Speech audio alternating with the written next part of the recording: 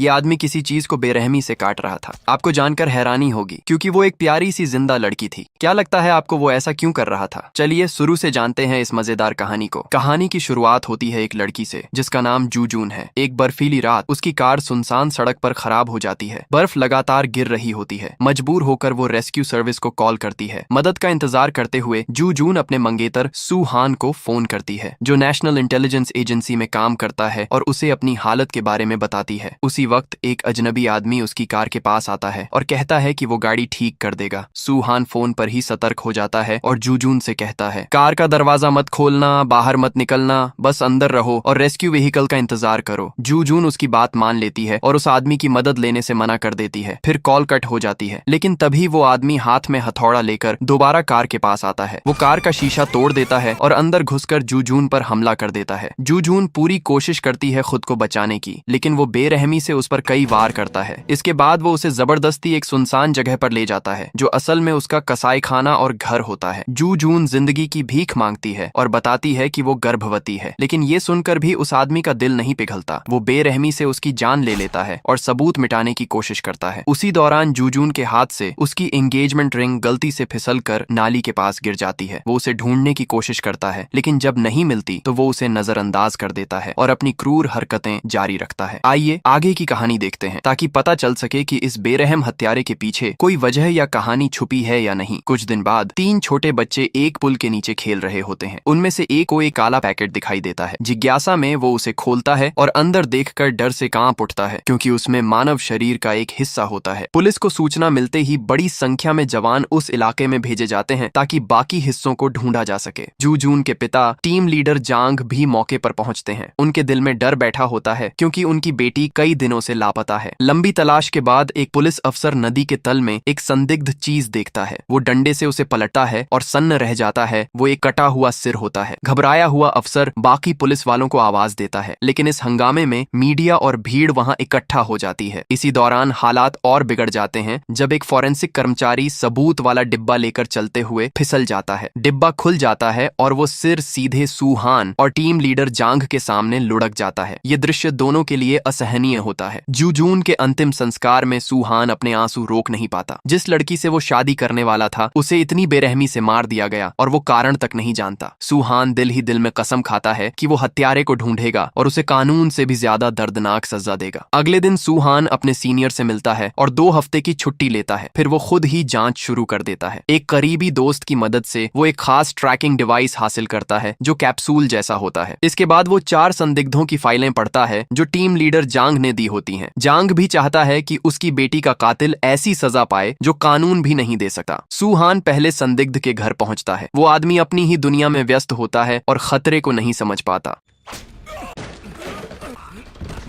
सू हान उसे पकड़कर कुर्सी से बांध देता है और जूजून की तस्वीर और उसकी कार दिखाता है, लेकिन पूछताछ के बाद ये साफ हो जाता है ये आदमी कातिल नहीं है। गुस्से से भरा हुआ सू हान उसे चेतावनी देता है और आगे की तलाश में निकल पड़ता है। दूसरे संदिग्ध के पास पहुंचकर वो देखता है कि वो आदमी बाइक से डिलीवरी कर रहा होता है। सू हान उसकी बाइक को टक्कर मारकर रोकता है और नीचे उतरते ही उससे पूछताछ करते हुए गुस्से में उसे मारता है, लेकिन जांच के बाद ये भी साफ हो जाता है कि वो आदमी भी कातिल नहीं है। निराश होकर सू हान घर लौट आता है, लेकिन अपनी मजबूत इच्छा शक्ति से वो खुद को संभाल लेता है। फिर उसकी नजर तीसरे संदिग्ध की तस्वीर पर जाती है। उसका नाम है क्योंग चुल। उसी समय क्योंग चुल अपने अगले शिकार की तलाश में होता है। एक सुनसान जगह पर बस का इंतजार कर रही एक जवान लड़की उसकी नजर में आ जाती है। वो पोलाइट आवाज और अच्छे बर्ताव के साथ उस लड़की को लिफ्ट देने के लिए पूछता है। फिर वही जो उसने पहले किया था, वो उस लड़की को बेहोश कर देता है जैसा उसने पहले जूजून के साथ किया था। वो उसे अपने ठिकाने तक ले जाता है और बेरहमी से मार देता है। अगले दिन सू हान क्योंग चुल की तलाश शुरू करता है। वो उसके माता पिता के घर इंश्योरेंस एजेंट बनकर पहुंचता है। वहां से पता चलता है कि क्योंग चुल काफी पहले घर छोड़ चुका है, यहाँ तक कि अपने बेटे को भी। किस्मत से उसका बेटा जानता है कि उसका पिता कहाँ रहता है। सू हान बिना समय गवाए उस जगह पहुंचता है और घर में घुस जाता है। क्योंग चुल वहां नहीं होता तो सू हान आसानी से तलाशी लेता है। उसे अलमारी में कई महिलाओं के कपड़े मिलते हैं। साथ ही एक गुप्त दरवाजा भी मिलता है जो सीधे उस जगह तक जाता है जहां वो अपने अपराध अपराध करता था। तभी सूहान की नजर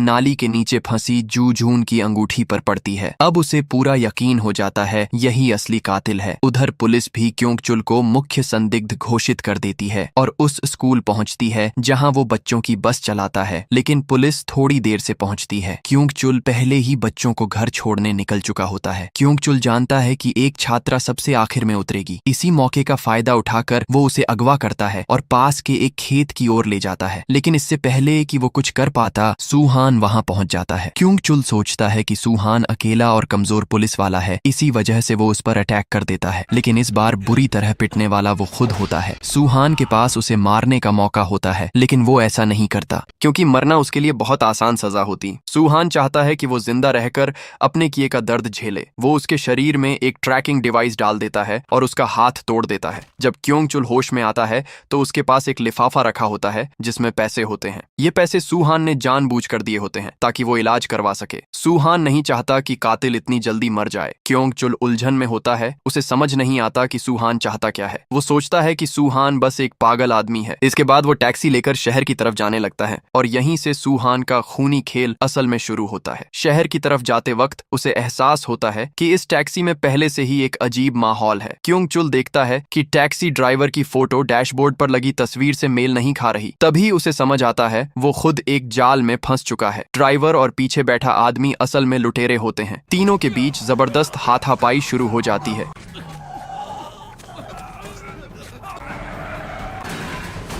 लेकिन इस बार क्योंगचुल ज्यादा तेज निकलता है। वो दोनों को मार देता है और टैक्सी अपने कब्जे में ले लेता है। पीछे देखने पर उसे असली टैक्सी ड्राइवर की लाश मिलती है। वो तीनों शवों को जंगल में फेंक देता है और गाड़ी लेकर निकल जाता है। सुबह होते ही वो एक प्राइवेट क्लिनिक पहुंचता है ताकि अपनी चोटों का इलाज करा सके। वहां एक नर्स को देखकर उसकी बीमार सोच फिर से जाग जाती है। वो चोरी छिपे मेडिकल स्टोर रूम में छुप जाता है। जैसे ही नर्स अंदर आती है वो दरवाजा बंद कर देता है और उसे उसके कपड़े उतारने के लिए मजबूर करता है। नर्स घबरा जाती है और अपने कपड़े उतारने लगती है। लेकिन इसी समय सूहान वहां पहुंच जाता है। ट्रैकिंग डिवाइस की वजह से उसे पहले ही सब पता चल चुका था। दरवाजे के लॉक उसके लिए कोई बड़ी बात नहीं होते। वो अंदर घुसता है और एक बार फिर क्योंगचुल को सबक सिखाता है और बहुत बुरी तरह मारता है। जाने से पहले सूहान उसकी एड़ी को गंभीर रूप से जख्मी कर देता है और नर्स से कहता है कि उसकी इलाज कर दे और उसे जिंदा रखे क्योंकि वो उसे अब भी और तड़पाना चाहता है। होश आने पर क्योंगचुल खुद को फिर उसी टैक्सी में पाता है। अब उसे शक होने लगता है कि सूहान उसे हर बार कैसे ढूंढ लेता है। उसे ये खेल बिल्कुल पसंद नहीं आता। गुस्से में वो चिल्लाने लगता है कि जो भी उसे छेड़ेगा वो उसे मार डालेगा। इसी दौरान टैक्सी खराब हो जाती है और बीच सड़क में रुक जाती है। वो आगे की तरह एक दूसरी गाड़ी लूटने की कोशिश करता है, लेकिन सामने निकल आती है सेना की गाड़ी। मजबूरी में वो सैनिकों से मदद मांगता है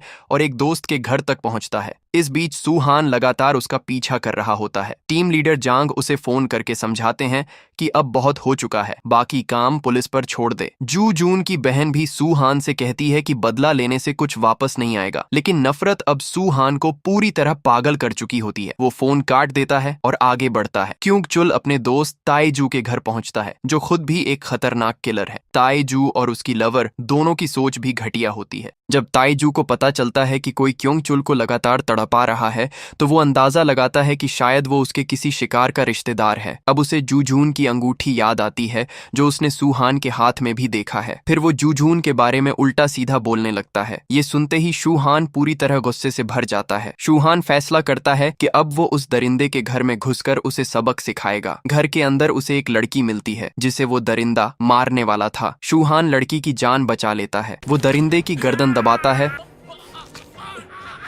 और उसका हाथ टेबल पर रखकर काट देता है। बाहर खड़ा क्योंगचुल शोर सुन लेता है और बंदूक लेकर अंदर घुस आता है। जैसे ही वो सूहान को देखता है वो तुरंत फायर कर देता है, लेकिन सूहान गोलियों से बचते हुए बाहर भाग जाता है और सीधे ऊपर की मंजिल की ओर चढ़ जाता है। दोनों हत्यारे अलग अलग होकर सूहान को ढूंढने लगते हैं। तभी ताइजू की गर्लफ्रेंड सूहान पर हमला कर देती है, लेकिन वार चूक जाता है। अगले ही पल सूहान उसे जोरदार जवाब देता है और उसे बेहद बुरी हालत में छोड़ देता है। इसके बाद क्योंगचुल की बारी आती है। शूहान फर्श पर कांटेदार हुक फेंक देता है ताकि वो जाल में फंस जाए। जैसे ही क्योंगचुल उन पर पैर रखता है, शूहान झपट कर उस पर टूट पड़ता है और लगातार उसके सिर पर वार करता है। फिर वो पुलिस को कॉल करता है। पुलिस ताइजू और उसकी गर्लफ्रेंड को गिरफ्तार कर लेती है। वहीं क्योंगचुल को इलाज के लिए दूसरी जगह भेज दिया जाता है, लेकिन शूहान को लगता है कि ये टॉर्चर अब भी काफी नहीं है। बाद में एक ऑफिसर उसे बताता है कि क्योंगचुल के पेट में एक ट्रैकिंग डिवाइस मिली है। शूहान उसे चुप रहने को कहता है ताकि ये बात क्योंगचुल को पता न चले, क्योंकि ट्रैकिंग डिवाइस उसने ही लगाई थी। इसके बाद वो पर्दा हटाकर देखता है कि क्योंगचुल अब भी सोया हुआ है। ये देखकर वो निश्चिंत होकर वहां से चला जाता है, लेकिन असल में वो सिर्फ नाटक था। कुछ देर बाद क्योंगचुल को एक पुरानी और सुनसान सुरंग में ले जाया जाता है। अब उसे समझ आ जाता है कि शूहान हर बार उसे कैसे ढूंढ लेता था और उसकी हर हरकत कैसे जान लेता था। उस डिवाइस से बातें करते हुए क्योंगचुल शूहान को चुनौती देता है, अगर तुमने मुझे अभी नहीं मारा तो मैं तुम्हें जिंदगी भर पछताने पर मजबूर कर दूंगा। वो बताता है कि मरने से पहले जूजून ने उससे जिंदगी की भीख मांगी थी क्योंकि वो गर्भवती थी। ये सुनकर शूहान पूरी तरह टूट जाता है। उसे इस बारे में कुछ भी पता नहीं था। अब सिचुएशन अचानक पूरी तरह पलट जाती है। क्योंगचुल एक मेडिकल स्टोर में घुसता है। वो दुकानदार को मार देता है और बहुत सारी दवाइयां चुरा लेता है। पेट पूरी तरह खाली करने के बाद उसे आखिरकार ट्रैकिंग डिवाइस मिल जाती है। उसी समय एक आदमी टॉयलेट इस्तेमाल करने आता है। क्योंगचुल उसे बेहोश करता है और ट्रैकिंग डिवाइस उसके मुंह में डाल देता है। जब शूहान वहां पहुंचता है तब तक सब कुछ खत्म हो चुका होता है। वो क्योंगचुल का लोकेशन खो देता है। अचानक पुलिस को एक कॉल आती है। वो कॉल क्योंगचुल का था। वो कहता है कि सब हिसाब चुकाने के बाद वो खुद को पुलिस के हवाले कर देगा। उधर शूहान अस्पताल में होता है जहां ताइजू का इलाज चल रहा है। वो उससे क्योंगचुल के बारे में पूछताछ करता है। ताइजू हंसते हुए पागलों की तरह कहता है, वो तुमसे बदला तुम्हारे पूरे परिवार को मार कर लेगा ताकि तुम जिंदगी भर तड़पते रहो। फिर वो पुलिस के सामने खुद को सौंप देगा और तुम कुछ भी नहीं कर पाओगे। ये कहकर ताइजू हंसता रहता है, जो देखकर शूहान बहुत गुस्से में आ जाता है और उसे ऐसा सबक देता है कि वो जिंदगी भर हंस नहीं पाएगा। अब शूहान और पूरी पुलिस टीम तेजी से कैप्टन जांग के घर की ओर रवाना होती है, लेकिन अब बहुत देर हो चुकी थी। क्योंगचुल डिलीवरी स्टाफ का भेष बनाकर टीम लीडर जांग से दरवाजा खुलवाता है। जैसे ही दरवाजा खुलता है वो भयानक तरीके से जांग पर हमला कर देता है। इसके बाद वो जून की बहन को भी बुरी तरह से मार देता है और फिर पुलिस को कॉल करता है। वो कहता है, मैं अब आत्मसमर्पण करने वाला हूँ और इस खेल का विजेता मैं ही हूँ। ये सब शूहान भी सुन रहा होता है। क्योंगचुल आत्मसमर्पण की जगह और समय बताकर फोन काट देता है। पुलिस तुरंत इलाके को घेर लेती है और हत्यारे के आने का इंतजार करने लगती है और हम देखते हैं कि क्योंगचुल झूठ नहीं बोल रहा था। वो एक गाड़ी से सीधे उतरता है और बिल्कुल निडर होकर आगे बढ़ता है। पुलिस उसे पकड़ने ही वाली होती है, लेकिन एक बात क्योंगचुल ने सोची ही नहीं थी। शूहान के पास अब खोने के लिए कुछ भी नहीं बचा था। वो पुलिस की आंखों के सामने ही क्योंगचुल को किडनैप कर लेता है। शूहान क्योंगचुल को फिर से उस कत्ल खाने में ले जाता है। वो क्योंगचुल को एक विशाल गिलोटिन मशीन के नीचे बांध देता है। वो उसे एक रस्सी मजबूती से पकड़ने को कहता है जो दरवाजे से जुड़ी होती है। अगर रस्सी छूटी तो विशाल ब्लेड सीधे नीचे गिरेगा। सब कुछ तैयार करने के बाद शूहान वहां से चला जाता है। जाने से पहले वो क्योंगचुल के परिवार को फोन करके वहीं बुला लेता है। परिवार के 3 लोग घबराए हुए वहां पहुंचते हैं और चुन को ढूंढने लगते हैं। अंदर से क्योंगचुल उनकी आवाजें सुनता है। वो डर जाता है, लेकिन अब वो कुछ भी बदल नहीं सकता। दरवाजा खुलता है और तीनों लोग एक ऐसा दृश्य देखते हैं जो जिंदगी भर उनका पीछा नहीं छोड़ेगा। उधर शूहान दूर जाते हुए अंदर की हर आवाज सुन रहा होता है। जब उसे पता चलता है कि हत्यारा अपनी सजा पा चुका है तो वो टूटकर रोने लगता है। इस फिल्म में असली राक्षस कौन था, हत्यारा या फिर शूहान? इसका जवाब कमेंट में जरूर देना और इस मूवी को 5 स्टार में से आप कितने दोगे वो भी कमेंट में जरूर बताना।